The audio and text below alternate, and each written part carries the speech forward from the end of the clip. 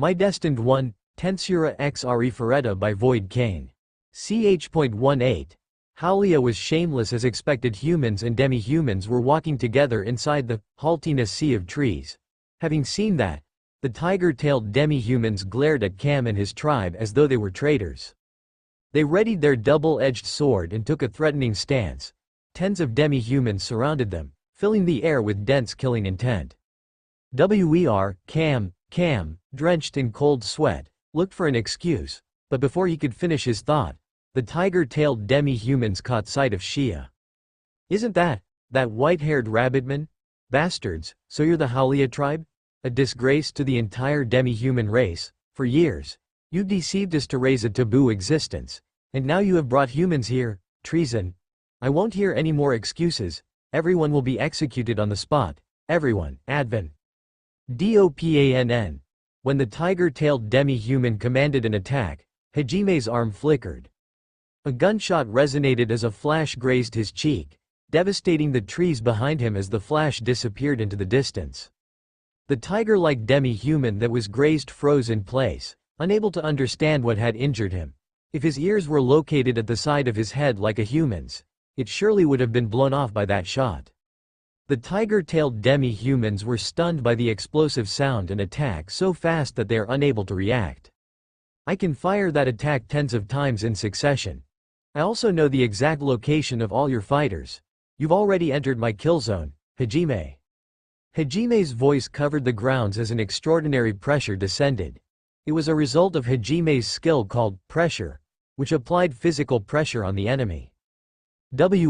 What? No chant. The tiger-tailed demi-human stuttered unintentionally after being shot by an invisible attack that required no chant as Hajime threatened the safety of his comrades.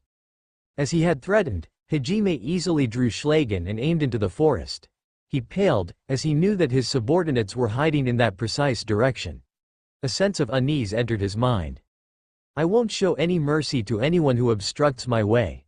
Until the Howlia tribe has fulfilled their promise to me. Their lives are under my protection. Don't even think that you can lay your hands on even one of them, Hajime." Aside from his pressure skill, Hajime began to emit his killing intent. The tiger-tailed demi-humans, who were known as thick-headed warmongers, were drenched in cold sweat. They started to panic while their leader desperately tried to keep his calm. "This must be a joke. How could a human be this strong? He must be a monster." As the tiger-tailed demi-human leader tried to regain his composure, Hajime continued as he reloaded Donner and Schlagen. "If you see me as a monster, then you are lucky that my brother is not the one you are facing. If you retreat now, I won't give chase. If you're willing to remove yourself from my path, I have no reason to eliminate you. Now choose. Will you pointlessly become my enemy and be annihilated, or will you quietly go home, Hajime?" The commander of the tiger-tailed demi-humans was convinced that the moment he antagonized Hajime, that flash would be aimed at their heads instead. If that happened, there would be no chance for them to survive. The tiger-tailed demi-human was Fia Belgain's second guardsman's captain. His duty was to guard Fia Belgain, and it was his pride to protect his brethren from intruders and demonic beasts.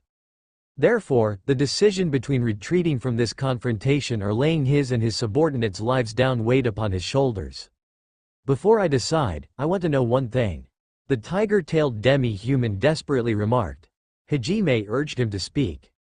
"What is your purpose here?" A straightforward question. However, depending on Hajime's answer, he would determine whether or not the consequences of opposing Hajime outweighed the consequences of their retreat.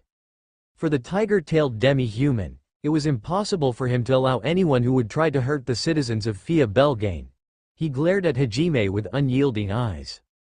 "The depth of the Haltina Sea of Trees. I want to go beneath the great tree, Hajime."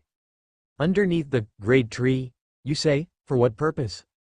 The tiger-tailed demi-human thought that his purpose was to enslave demi-humans, but when he heard his purpose was the sacred, great tree, he was perplexed.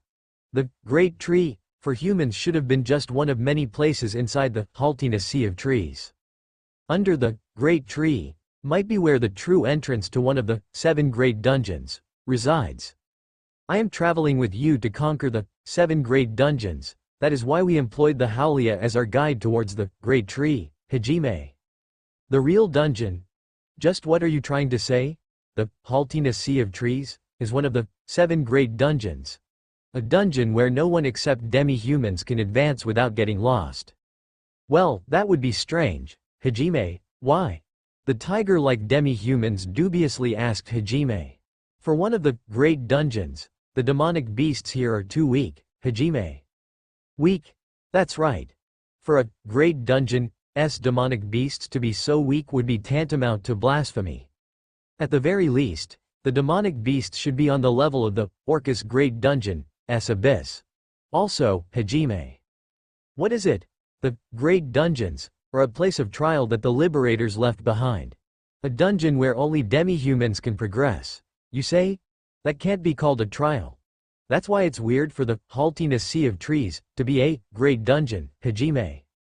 The tiger-tailed demi-human was unable to hide his confusion after hearing Hajime's response. The Haltiness Sea of Trees, demonic beasts were too weak. The Orcus Great Dungeon has an abyss? The liberators created the dungeons as trials? These were all unknown to him. If it was anyone else, he would have called nonsense on them.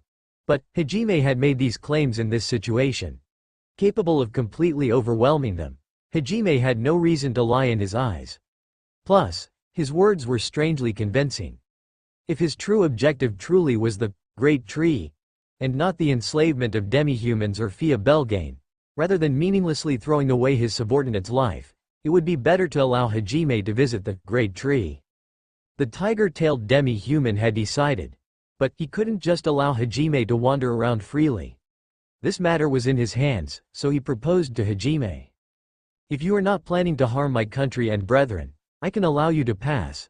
There is no meaning in fighting you when your aim isn't to endanger my people after all. Having heard his words, a commotion broke out in the surrounding demi-humans. He had decided to overlook the human intruder. However, I need to consult the first guardsman's captain. I also must report to my superiors. The elders might know something about your story. Until I receive word to allow your safe passage, I must have you stay here. Drenched in cold sweat after his demands, the tiger-tailed demi-human stared at Hajime. Hajime was considering his next move. This was probably the limit for the tiger-tailed demi-human. Hajime had heard that the demi-humans would punish any intruder that dared step foot within their territory. Even now, they must want to punish Hajime and his party for their intrusion. However, the tiger-tailed demi-human knew that his subordinates' lives would be lost in all certainty if he engaged Hajime. To avoid that fate, he had made that proposal so that he would be able to monitor Hajime while allowing his superiors to make the decision. Hajime was a little impressed by his rational judgment under pressure. After considering his options of advancing after antagonizing the nation of Fia Belgain or wait for safe passage, Hajime chose the latter option. If the Great Tree wasn't the entrance to a great dungeon, Hajime would need to continue searching for it. If they needed to continue searching for the true entrance after arriving at the Great Tree, it would be more convenient to have permission from Fia Belgain to do so. The risk of Fia Belgain becoming hostile while he searched would always be present, but Hajime could accept such a risk. It would just become troublesome to search for the entrance while eliminating his pursuers. I accept. But you must make a report without changing even a single word, okay, Hajime? Of course. Zam, you heard it. Report his words to the elders. Yes, sir, Zam. Under the tiger-tailed demi-human's command, one of the shadows disappeared. After confirming Zam's departure, Hajime returned Donner and Schlagen to their holsters while releasing pressure. The atmosphere lightened. The tiger-like demi-humans, who previously looked at Hajime with fear, started to relax. Some of them even entertained the thought of attacking now that Hajime was unarmed. Hajime noticed, and fearlessly laughed. Between your attack and mine, whose do you think will hit first, Hajime? Well, don't make any sudden movements. We can't help but be sensitive to your movements. I know, Hajime. Even though they were still surrounded, Cam and his tribe were finally able to sigh in relief. However, they could feel a severe and evil gaze directed at Hajime from behind them. Yu had tried to take care of Hajime after the tension relieved. Shia, seeing Yu acting intimate with Hajime, was unable to endure their pink atmosphere. Shia jumped towards Hajime crying, "Me too. to which Hajime could only reveal a forced smile. Inside enemy territory, they had suddenly begun to flirt. Hajime could feel the men's envious glares piercing him. After an hour, Yu was headlocking Shia while Shia gasped, "Give, I give," when footsteps were heard, gradually becoming clearer. Tension began to build again. Shia was crouching over in pain, pouting. From the fog, several new figures appeared. An elderly man that was standing in the middle of the crowd drew their attention. His beautifully flowing blonde hair complemented his blue eyes that shone with great wisdom. His body was thin, as though a slight breeze was all it took to make him fall over. Wrinkles lined his dignified appearance, but his age only accentuated his beauty. Above all, his ears were long and pointy. He was from the forest tribe, a so-called elf. Hajime was able to instantly guess that the man standing before him was an elder. "Fumu, are you that human? What is your name, elder?" "Hajime. Nagumo Hajime. And you, Hajime?" The surrounding demi-humans frowned upon hearing Hajime's informality with their elder, resentment brewing in their hearts. With one hand, the elder calmed them and introduced himself. "I am Ulfuric Highpeist, one of the elders of Fia Belgain. I have heard your request, however, before that, I must ask you a favor. Where did find out about the Liberators, Ulfuric?" From the abyss in the Orcus Great Dungeon. It was one of the Liberators' hideout, Oscar Orcus to be exact. Without any hesitation, Hajime answered Ulfuric, who was intrigued by the topic of the Liberators. Ulfuric was secretly astonished by Hajime's response. The reason was that the title of Liberator and Oscar Orcus name was only known by a handful of the elders. "Fumu, from the abyss, I haven't heard Oscar Orcus name for a long time. Can you prove what you have said, Ulfuric?" Ulfuric asked Hajime that question because there was a possibility that the information was leaked by the upper echelons of Fia Belgain. Hajime revealed a difficult expression. If he proved that he knew of this information based upon his level of strength, that would be too unbelievable. Yu, tilting her head, gave Hajime a suggestion. "Hajime, what about a magic stone from Orcus' abode, Yu?" "Ah, that's right.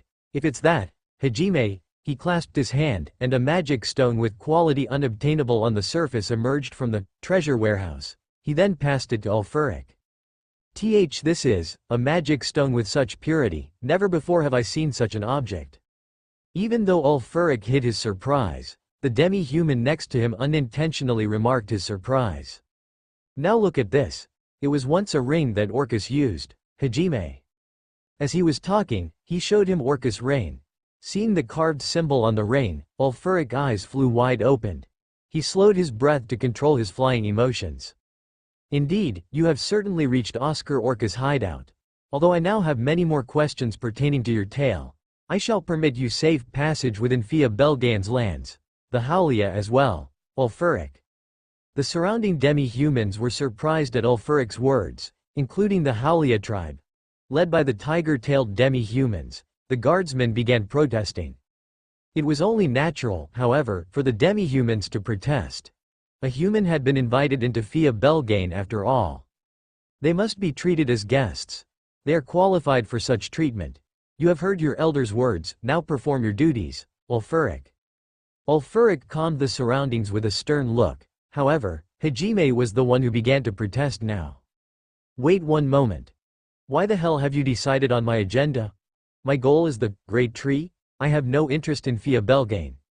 If you have no other questions, then I'll be making my way to the Great Tree now, Hajime." "That is impossible currently." "Ulfuric, what did you say, Hajime?" Hajime believed that Ulfuric was going to interfere, however, he immediately continued. "The fog around the Great Tree is especially thick at this time. Even demi-humans would get lost on their way. However, the fog follows a cycle, becoming thinner during certain times. The next chance will be in 10 days. I had believed that all demi-humans would know of this cycle, Ulfuric." Ulfuric looked at Hajime as though he was an idiot. However, Hajime felt Ulfuric's gaze directed to someone behind him. Hajime finally understood what had been said and now glared at Cam. Speaking of Cam. "Ah, Cam." Hajime appeared gargantuan as he glared at Cam. "Cam, do you have something to say, Hajime?" "Ah, well, What can I say? Look, a lot has happened, right? I just forgot about it. I've only been there once when I was a child, so I was not aware of the cycle. Cam, flustered, began searching for an excuse. Unable to take Hajime and Yu's intimidating gaze, he found a scapegoat. Shia. The others too. Why didn't you tell me? You know about the cycle, right? Cam? What? Father, you've misplaced your anger. I was. Because father was so confident, I thought that time must have been near, you know, in other words, it's father's fault, Shia. That's right, even we thought, huh? Isn't that weird? But Chief seems so confident about it. We thought that we were wrong, Rabbitman 1? Chief, it was because you were so excited about such a random thing, Rabbitman 2. Cam, looking to drag his tribe down with him, watched as his tribe averted his gaze, casually pushing the responsibility onto him. Yo you lot. Is this how a family acts? That's it. Joint responsibility. We were all responsible for this. Hajime Dono. Please punish all of us for our mistake, Cam. Ah, how dirty. Father is dirty, because it's scary being punished alone. You dragged us into it, Shia. Chief, please don't involve us, Rabbitman 2. Idiot. You've seen how Hajime Dono is. I will not be punished alone, Cam. You, how can you call yourself a chief, Rabbitman 3?